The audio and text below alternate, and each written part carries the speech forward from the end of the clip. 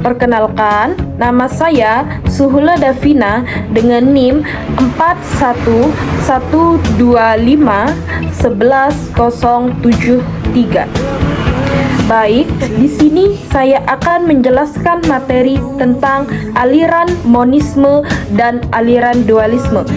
Selamat menyaksikan.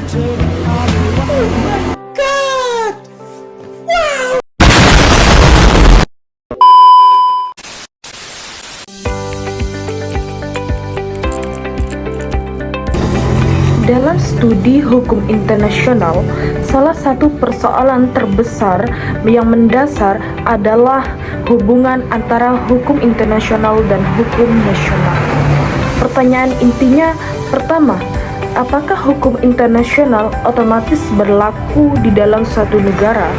Kedua, apakah perjanjian internasional bisa langsung digunakan hakim?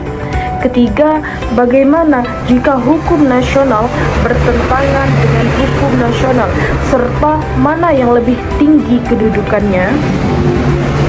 Nah, untuk menjawab pertanyaan tersebut, para ahli hukum mengembangkan dua teori besar. Pertama, ada aliran monisme, kedua ada aliran dualisme. Pendapatan ini bukan sekedar teori akademik, tetapi menyentuh kedaulatan negara, kewajiban internasional, hak asasi manusia, perdagangan internasional, lingkungan hidup, bahkan politik luar negeri.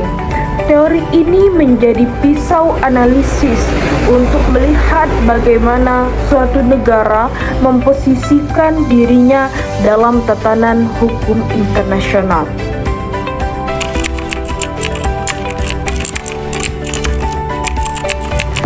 Sebelum masuk ke monisme dan dualisme, kita pahami dulu dua jenis hukum ini.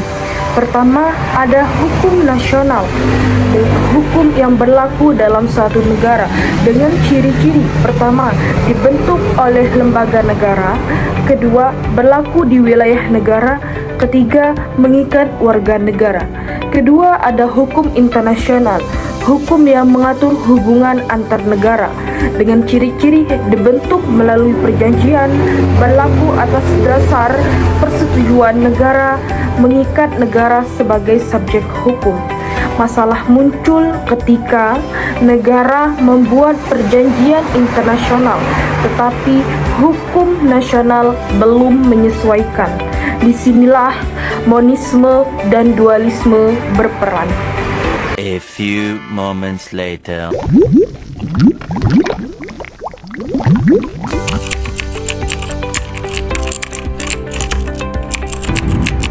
Baik, pertama kita akan menjelaskan aliran monisme. Monisme berasal dari kata mono yang berarti satu. Menurut aliran ini, hukum internasional dan hukum nasional adalah satu sistem hukum yang menyatu. Tokoh utama teori ini adalah Hans Kelsen. Kelsen menyatakan bahwa hukum adalah sistem norma yang bertingkat dan pada puncaknya terdapat norma dasar. Dalam pandangan monisme, hukum internasional dan hukum nasional berada dalam satu struktur. Tidak ada pemisahan absolut, keduanya terintegrasi. Monisme lahir dari pemikiran. Pertama, dunia adalah satu komunitas hukum. Kedua, negara bukan etnis yang sepenuhnya terisolasi. Hukum internasional menjaga ketertiban dunia, serta nilai universal seperti HAM berlaku lintas negara. Monisme sangat berkembang setelah Perang Dunia Kedua, terutama setelah pembentukan United Nations, karena muncul gagasan utama bahwa hukum internasional harus lebih kuat untuk mencegah perang.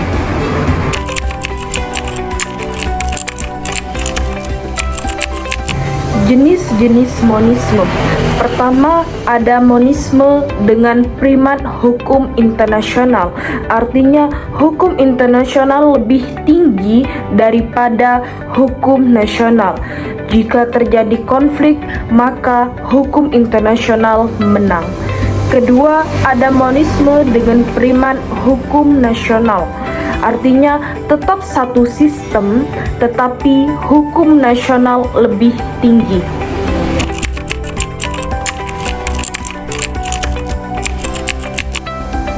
Jika negara menganut monisme, maka pertama, perjanjian internasional berlaku otomatis. Kedua, hakim bisa langsung menggunakannya. Ketiga, tidak perlu undang-undang transformasi. Keempat, individu bisa menuntut berdasarkan hukum internasional.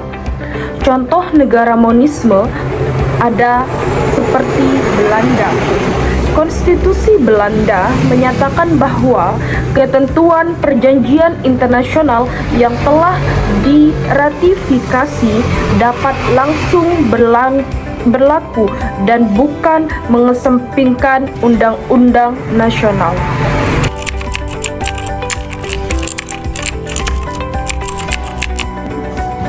Kelebihan dan kekurangan aliran monisme.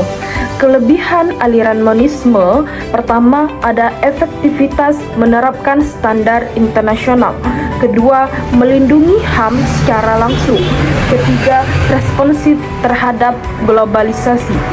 Kekurangannya, pertama dapat dianggap mengurangi kedaulatan negara. Kedua, risiko konflik dengan nilai lokal.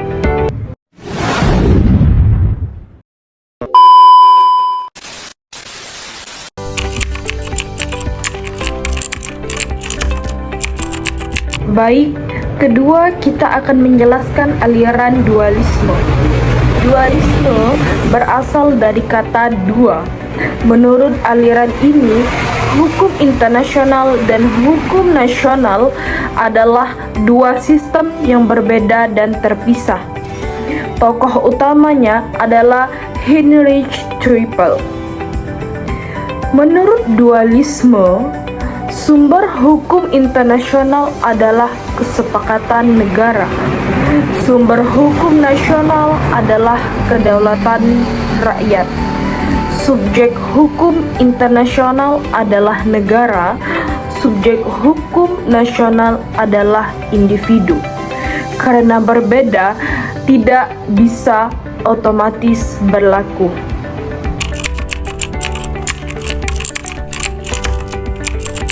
Konsekuensi praktis aliran dualisme yakni ada pertama, perjanjian harus diratifikasi. Kedua, harus dibuat undang-undang pengesahan.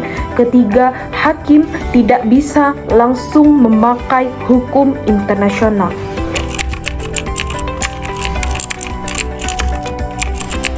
Contoh negara dualisme ada Inggris. Di Inggris, perjanjian internasional harus disahkan melalui Act of Parliament agar berlaku.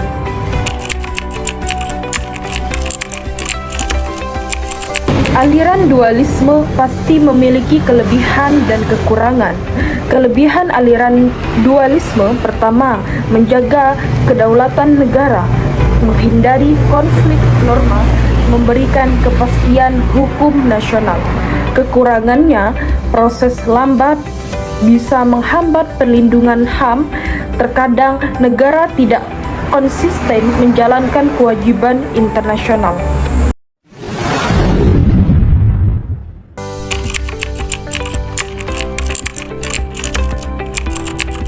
Teori ini digunakan untuk pertama, menganalisis sistem hukum suatu negara.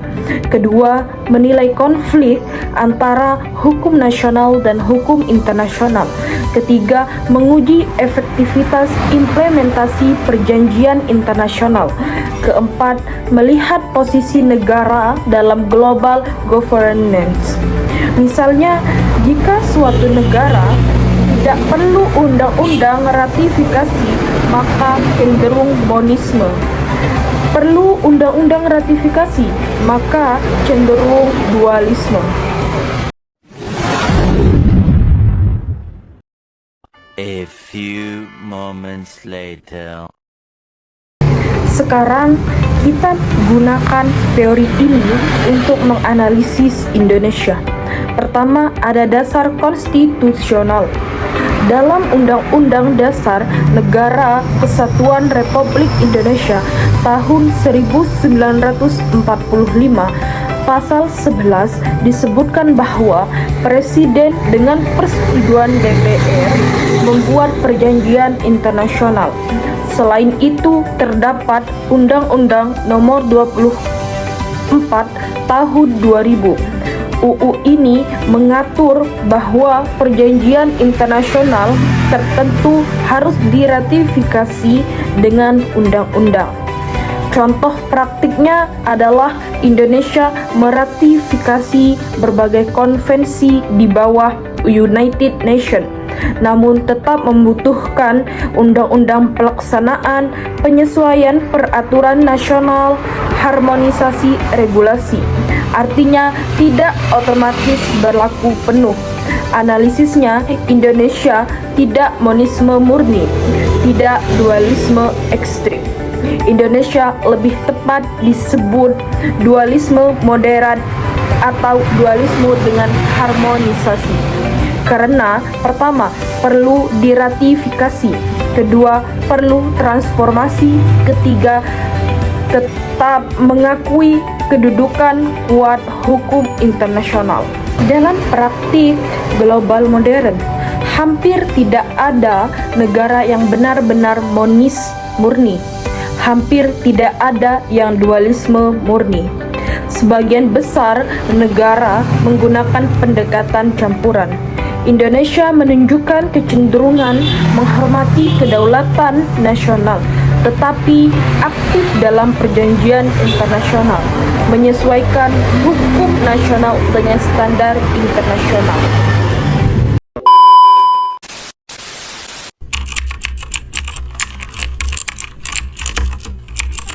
Kesimpulan dari materi penjelasan sebelumnya bahwa pertama, monisme menyatukan hukum internasional dan nasional. Kedua, dualisme memisahkan keduanya. Ketiga, keduanya penting sebagai pisau analisis. Keempat, Indonesia menganut dualisme moderat. Kelima, dalam era globalisasi, pendekatan campuran lebih realistis.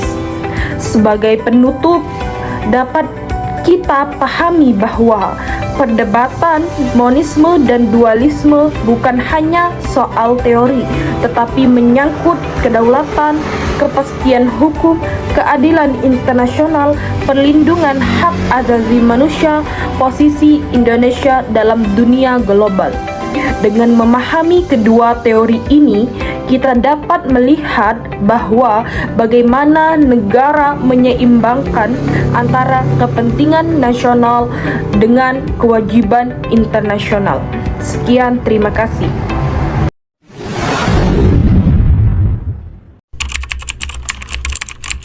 Monisme dan dualisme merupakan dua teori besar dalam hukum internasional yang menjelaskan bagaimana suatu negara memposisikan hukum internasional di dalam sistem hukumnya. Perdebatan ini berkaitan erat dengan keseimbangan antara kedaulatan negara dan tanggung jawab internasional. Dalam era globalisasi, negara tidak dapat berdiri sendiri karena banyak persoalan yang menuntut kerjasama lintas batas. Teori monisme memandang bahwa hukum internasional dan hukum nasional berada dalam satu kesatuan sistem. Pandangan ini banyak dipengaruhi oleh pemikiran Hans Kelsen yang menempatkan hukum sebagai sistem norma yang terstruktur dan bertingkat. Dalam pendekatan monisme, ketika suatu negara meratifikasi perjanjian internasional, ketentuan tersebut dapat langsung berlaku dalam hukum nasional. Hukum internasional bahkan dapat ditempatkan pada posisi yang lebih tinggi demi menjamin keadilan dan ketertiban global. Perkembangan lembaga internasional seperti United Nations memperkuat pandangan bahwa komunitas internasional membutuhkan sistem hukum yang saling terintegrasi. Berbeda dengan itu, dualisme menegaskan adanya pemisahan antara hukum internasional dan hukum nasional. Tokoh yang sering dikaitkan dengan teori ini adalah Heinrich Trippel.